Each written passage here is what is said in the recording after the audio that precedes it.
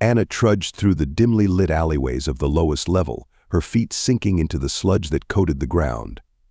The air was thick with the stench of decay and the hum of ancient ventilation systems, a constant reminder of the world that existed above her. She had never seen the sun, never felt its warmth on her skin. Down here, in the depths of the planet's layered cities, light was a precious commodity, rationed out in meager doses by the flickering glow of ancient neon signs and the occasional sputtering street lamp. Anna had been born into this world, a child of the lowest of the low. Her parents had eked out a meager existence by scavenging through the trash that rained down from the upper levels, sorting through the discarded remnants of the wealthy for anything that could be repurposed or sold. It was a hard life, one that had aged her parents beyond their years and left them broken and bitter. They had died when Anna was still a child, leaving her to fend for herself in a world that cared nothing for the likes of her. She had learned quickly, adapting to the harsh realities of life in the lower levels. She had joined a gang, running errands and serving as a lookout in exchange for a small cut of the profits. It wasn't much, but it was enough to keep her alive, to keep her from starving to death in the filthy streets. But Anna had always dreamed of more, of a life beyond the confines of the lower levels. She had heard stories of the world above, of vast cities that glittered in the sunlight, and people who lived lives of unimaginable luxury. She knew that she would never see that world, that she was destined to live and die in the squalor of the lower levels. But still, she couldn't help but dream, couldn't help but imagine what it would be like to feel the sun on her face and breathe air that wasn't choked with the stench of decay. As she picked her way through the trash-strewn streets, Anna's thoughts were interrupted by a sound that was out of place in the constant din of the lower levels of voice, calling out for help. At first, she thought she must have imagined it. Down here, cries for help were a common occurrence, usually followed by the sound of blaster fire and the sickening crunch of bone. But as she listened more closely, she realized that the voice was different, that it belonged to someone who didn't belong in the lower levels.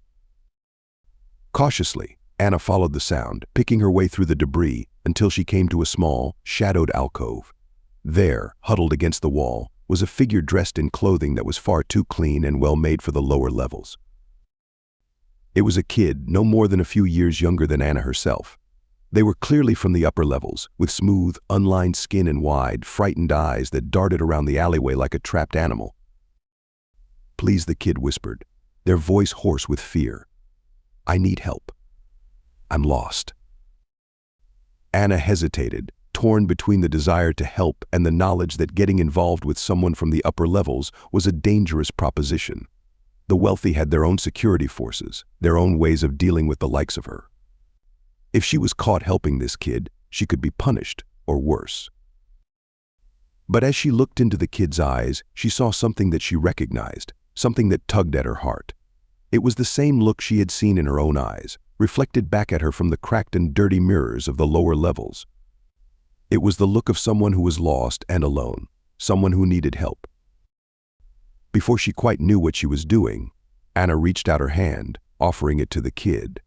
"Come on," she said, her voice gruff but not unkind. "I'll help you get back home." The kid hesitated for a moment, their eyes searching Anna's face for any sign of deception. But finally they reached out and took her hand, their grip surprisingly strong for someone so small. Together they set off into the labyrinthine streets of the lower levels, Anna leading the way as the kid followed close behind. She knew that the journey would be dangerous, that they would have to navigate through gang territories and avoid the watchful eyes of the security cameras that monitored the streets. But she also knew that she couldn't leave this kid to fend for themselves, couldn't abandon them to the same fate that had befallen so many others in the lower levels. She had to help, even if it meant risking her own life in the process. As they walked, Anna found herself wondering about the world that existed above her, about the lives that people like this kid led. She had always known that the wealthy lived in a different world, one that was as alien to her as the surface of a distant planet. But now, as she looked at the kid's clean clothes and well-fed face, she couldn't help but feel a pang of envy, a longing for a life that she knew she could never have. It wasn't fair, she thought, that some people got to live in luxury, while others were forced to scrounge for scraps in the filth of the lower levels. But she pushed those thoughts aside, focusing instead on the task at hand. She had a job to do, and she was going to see it through, no matter what. With a deep breath, she led the kid deeper into the maze of the lower levels, determined to find a way back to the world above. The journey through the lower levels was a harrowing one, filled with close calls and narrow escapes. Anna led the way, her keen senses and years of experience guiding her through the treacherous streets. She knew every alleyway and hidden passage, every place where the gangs held sway and the security cameras were blind. She moved with a quiet confidence, her body coiled and ready for action at a moment's notice. The kid followed close behind, their eyes wide with fear and wonder. They had never seen anything like the lower levels before, had never imagined that such a place could exist. The squalor and decay were overwhelming, the stench of human misery and desperation thick in the air. But through it all, Anna remained focused on her goal, on getting the kid back to the world above. She knew that it wouldn't be easy, that they would have to navigate through the complex web of security checkpoints and access tunnels that separated the levels. But she was determined to succeed, to prove to herself and to the world that even someone like her could make a difference. And so she pressed on, her hand gripping the kids tightly as they made their way through the maze of the lower levels. Finally, after what seemed like an eternity, they reached the access tunnel that led to the upper levels. Anna had only seen it once before, on a rare scavenging trip that had taken her to the very edge of the lower levels. It was a massive thing, a gaping maw of steel and concrete that stretched up into the darkness. The kid hesitated at the entrance, their eyes wide with fear and trepidation. But Anna urged them forward, her voice calm and reassuring. "It's okay," she said. "I'll be with you every step of the way." And so together they stepped into the tunnel, the darkness swallowing them whole. They climbed for what seemed like hours, their legs burning with exertion and their lungs screaming for air. But finally they emerged into the light, blinking and disoriented. They were standing on a wide, open platform, the sky above them a dazzling blue that Anna had only ever seen in her dreams. The kid let out a cry of joy, running forward to embrace a group of people who were waiting for them. They were dressed in the same clean, well-made clothes as the kid, their faces etched with relief and gratitude. Anna hung back, suddenly feeling out of place and unsure of herself. She watched as the kid was embraced by their family, their tears of joy mingling with the laughter and chatter of the crowd.